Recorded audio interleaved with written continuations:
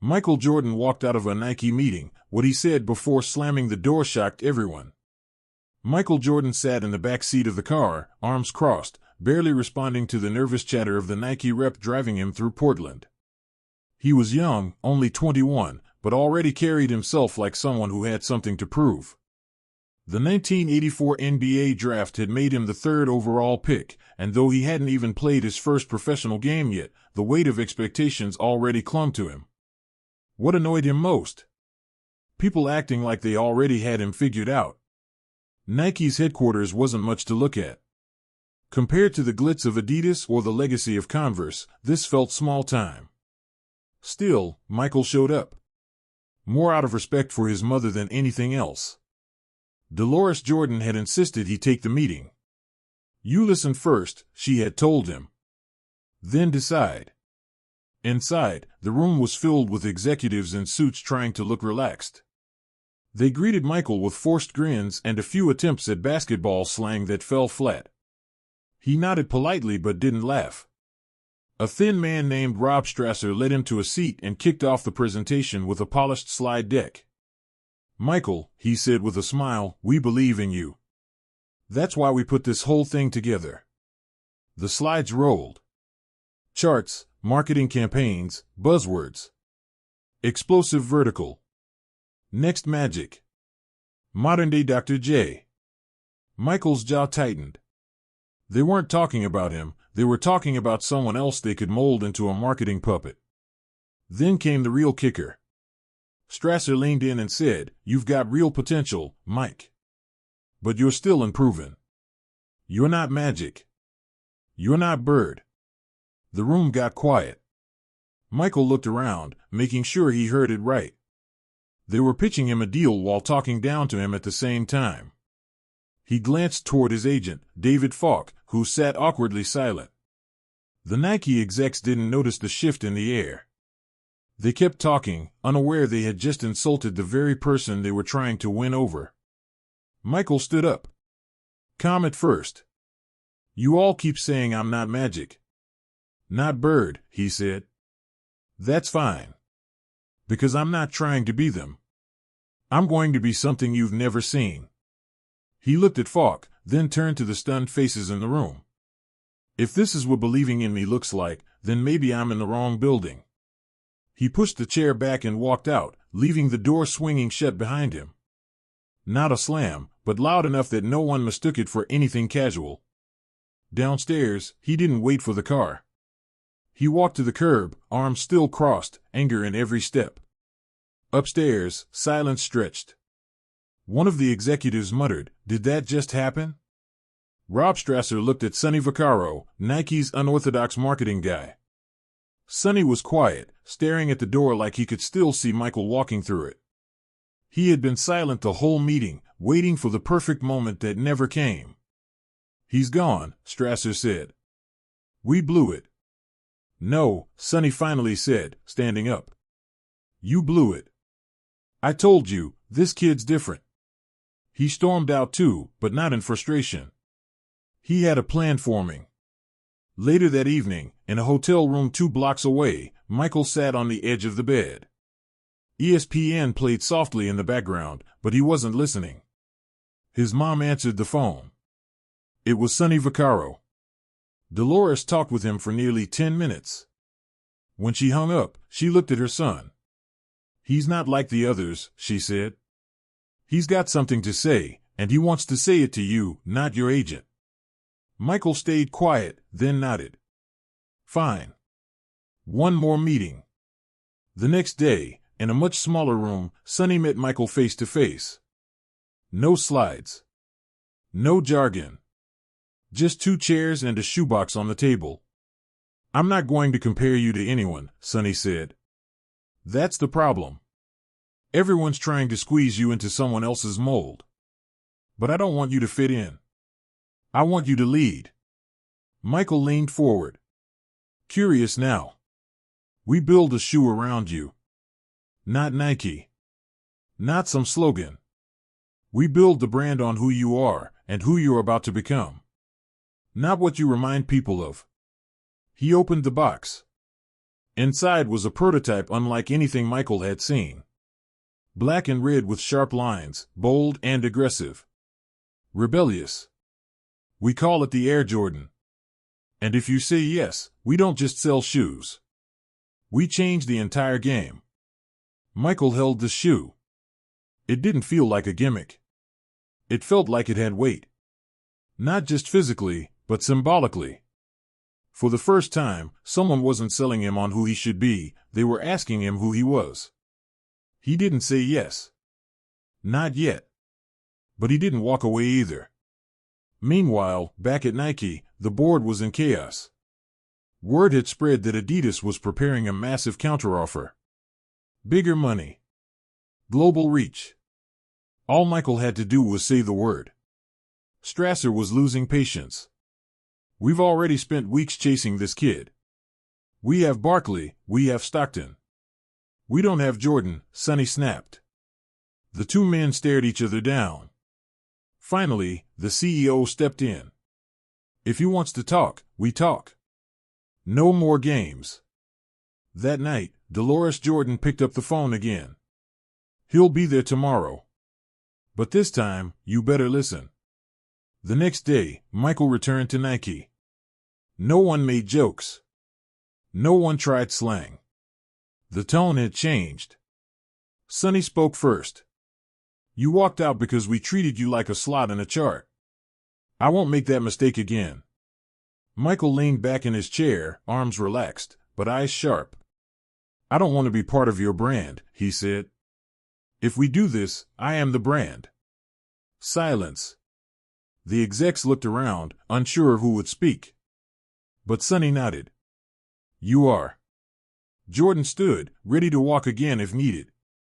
Then we're not done talking, he said. The meeting didn't end with signatures. But for the first time, both sides were finally on the same page.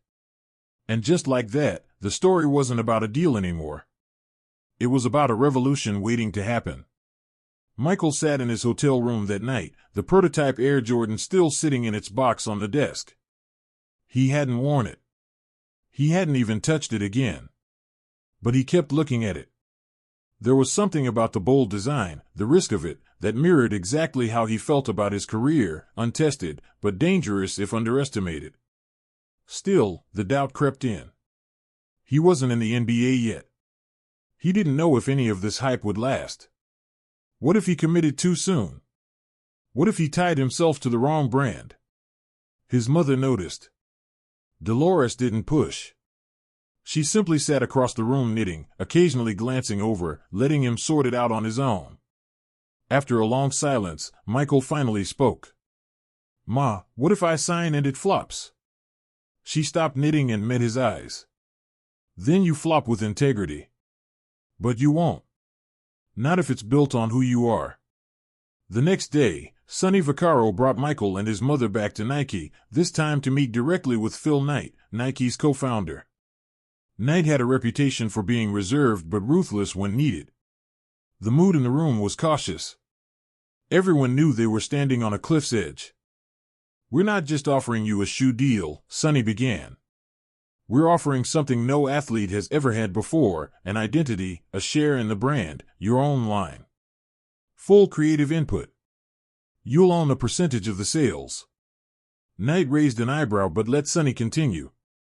We're ready to name the line after you. And this isn't a gimmick. This is a statement. Michael looked over the papers on the table. There it was, revenue share, design collaboration, exclusive branding.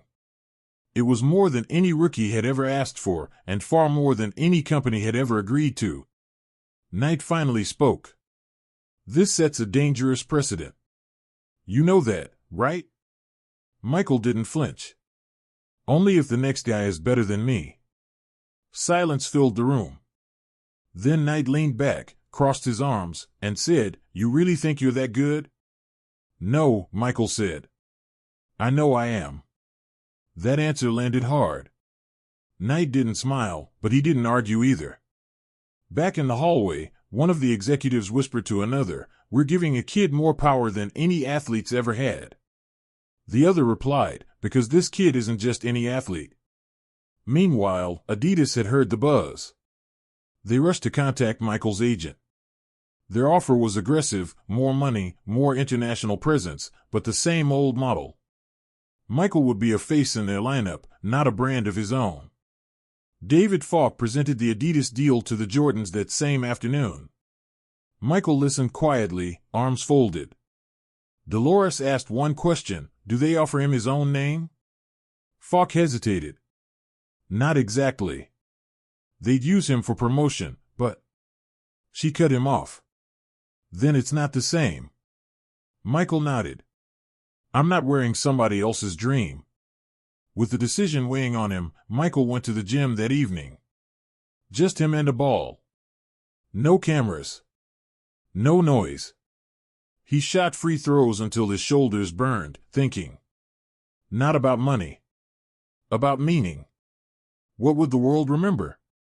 That he took the safe deal, or that he bet on himself before anyone else truly did?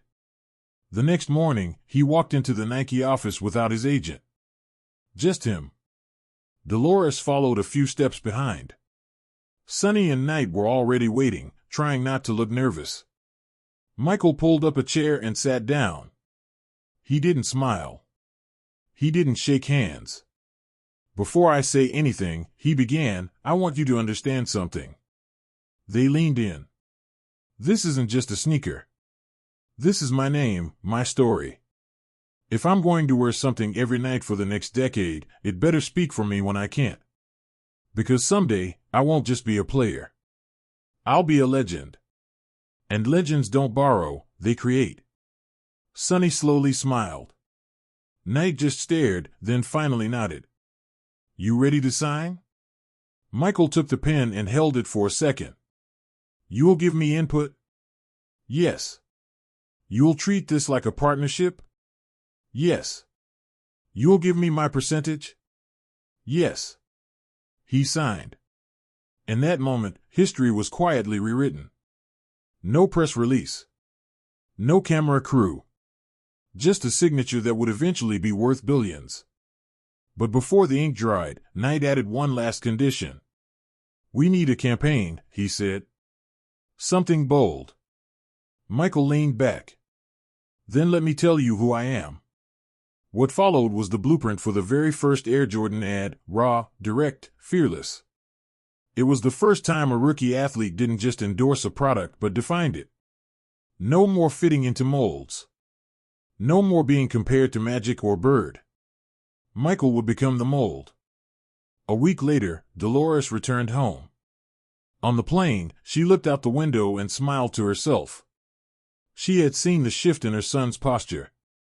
Not arrogance, certainty. The kind that comes from knowing your worth before anyone else does. Back at Nike, the prototype shoe was being revised. A bolder red. A sharper silhouette. A new logo was sketched, the silhouette of Michael in midair, tongue out, ball in hand. It didn't even need words. Just flight. Within weeks, the campaign was underway. But no one could predict what was coming. Not the record sales. Not the cultural impact. Not the way one young man's leap of faith would alter sports, fashion, and business forever. But Michael didn't care about that yet. All he knew was that he hadn't backed down. And now the world would have to catch up. The first shipment of Air Jordans arrived 6 months later. Nike employees stood around the boxes like they were holding gold. The packaging was simple, but the shoe inside was loud, bold black and red, rebellious, with a design that didn't care what the league thought. It broke the rules. Literally. The NBA fined Michael $5,000 every time he wore them because they didn't match uniform standards. Nike paid every fine. They loved the controversy. It fueled the fire. On the court, Michael did what only Michael could. He soared. He dunked. He hit buzzer beaters. He made defenders look like statues.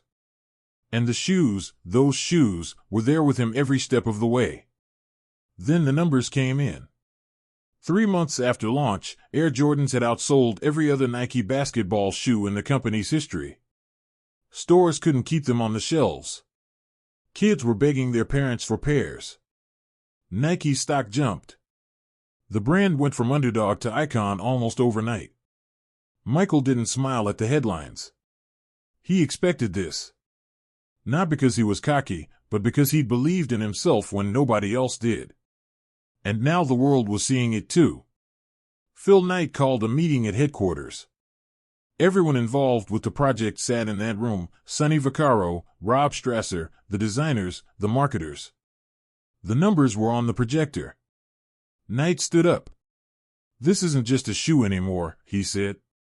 "This is a movement. And it started the day a rookie walked out of this building because we underestimated him." He turned to Sonny. "You were right." Sonny didn't gloat. He just nodded. He'd always seen it. Meanwhile, Michael was back in Chicago, focused on the game. The fame, the shoe deal, the attention, it all mattered, but none of it came before basketball. He trained harder than ever. He pushed himself, game after game, season after season. But there was one moment that stuck with him more than anything. Years later, after his first MVP, after his first championship, after the league finally understood he wasn't just a great player, he was the standard, Michael returned to Portland. Nike held an event for the launch of the Air Jordan 6. The crowd was massive. Reporters lined up. But Michael didn't head to the press area. He asked to visit the original conference room instead. It hadn't changed much. Same table.